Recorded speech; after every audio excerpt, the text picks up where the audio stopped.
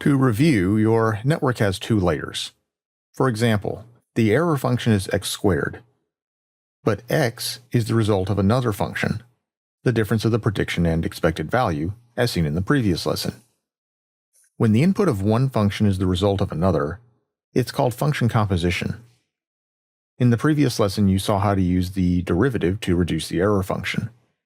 But since the error function composes other functions, you must use the chain rule to take the derivative and reduce the error. When using the chain rule, you take the partial derivative of each function and then multiply them. This isn't as complex as it might sound for the simple functions in this course. It's easier to see in a diagram. To take the derivative of the error function, you'll need partial derivatives.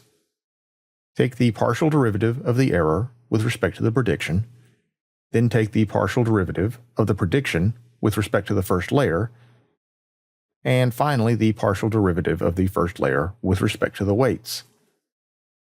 Then take all the partial derivatives and multiply them together. This product will give you the derivative of the error with respect to the weights. Perhaps you noticed that you are starting at the error and working backwards to the weights. This is called a backward pass, and the algorithm is called backpropagation. Here's how to update the bias. It's the same algorithm as for the weights, just different variables. So instead of taking the derivative of the error with respect to the weights, you take the derivative of the error with respect to the bias, as seen in this diagram. The error function is x squared, and the derivative, as you've seen, is 2x. For the next partial derivative, you'll take a step in reverse and compute the partial derivative of the prediction with respect to the layer. This is the derivative of the sigmoid function. For this course, just accept that it is the product of the sigmoid and the difference of 1 and the sigmoid. Finally, you can take the partial derivative of the layer with respect to the bias. If you multiply them, you'll get the derivative of the error with respect to the bias, and you'll use this value to update the bias to reduce the error. Here's what it looks like in Python.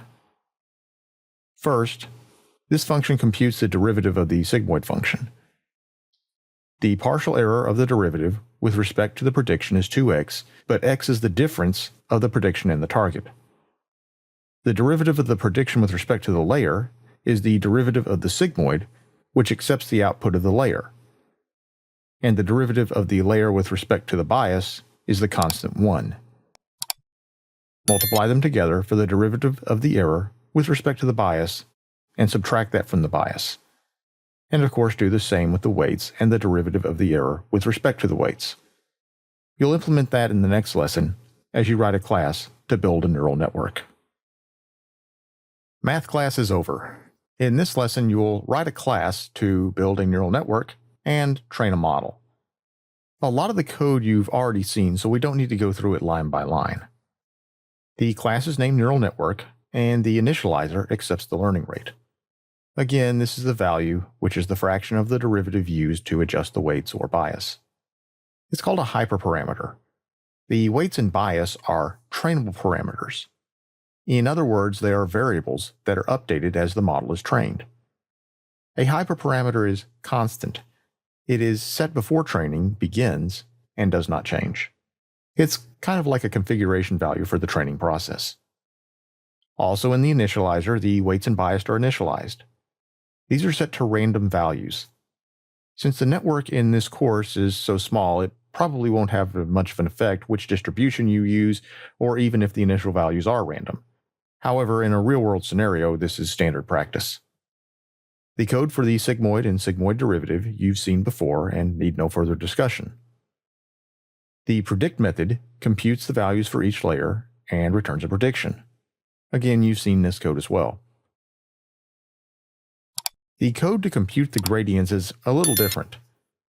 Notice that when computing the partial derivative of the layer with respect to the weights, you must take the derivative of a dot product. To do this, take the derivative of the first vector and multiply it by the second. Then compute the product of the second vector and the derivative of the first. Add the two products and get the derivative of the dot product. The update parameters method is where you update the weights and the bias using the derivative or gradients returned by compute gradients. Each derivative is multiplied by the learning rate, then reduce the bias and weights to get better predictions. To use the neural network class, initialize it with a learning rate. Again, 0.1 is a common choice. Call the predict method with an input vector, and you'll get a prediction. But this network merely makes a prediction. It has not been trained. In the next lesson, you'll actually train a model. In this lesson, you will train a model. Again, when you train a model, you gradually adjust the weights and bias. Add a new method train to the neural network class. It takes a list of input vectors and corresponding targets. The final parameter is the number of training iterations. For each iteration, a random input vector will be selected. This vector will be used to compute the gradients and update the weights and bias. Every 100 iterations, it will make predictions for each of the input vectors and sum the errors, storing them in a list. And that list is returned. Let's try out the new train method. You can create a 2D NumPy array of input vectors and then a single vector of targets. Create a new instance of the neural network class and set the learning rate to 0.1. This time, instead of calling the predict method, call the train method. Give it the input vectors and targets, and have it run for 10,000 iterations. This will return 100 cumulative errors that can then be graphed using matplotlib. You'll see that while it's not a smooth curve, the error rate decreases rapidly and then settles into a fairly consistent range. Now that range is wider because of the dataset size. There isn't much for the network to sink its teeth into. Also, you're testing the dataset using the same data it was trained on, which can lead to overfitting. A real-world deep neural network would be designed to work with much larger datasets, and also it would have many more layers. As layers and activation functions are added to the network, it increases the accuracy of the predictions generated from the trained model. Neural networks are best suited for problems with complex data, such as object detection. In the last lesson of this course, let's review what you've learned. In this course, you learned the foundations of deep learning and neural networks. You also built a simple neural network from scratch in Python and used it to train a model. Along the way, you learned about the differences between deep learning and machine learning, and you saw how to represent data with NumPy.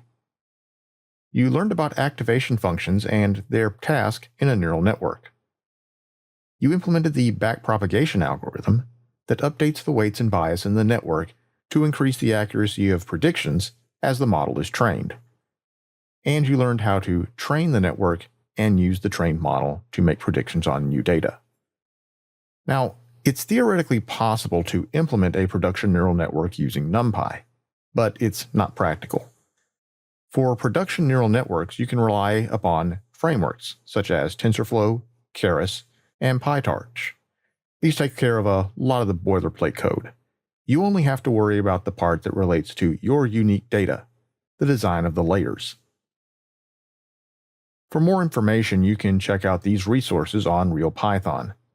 Note that I have also created a course based on the resource Practical Text Classification with Python Keras. Thank you for watching this course. I hope you found it helpful. If you would like to continue the conversation, please leave a comment, or you might like to join the discussion forums on realpython.com.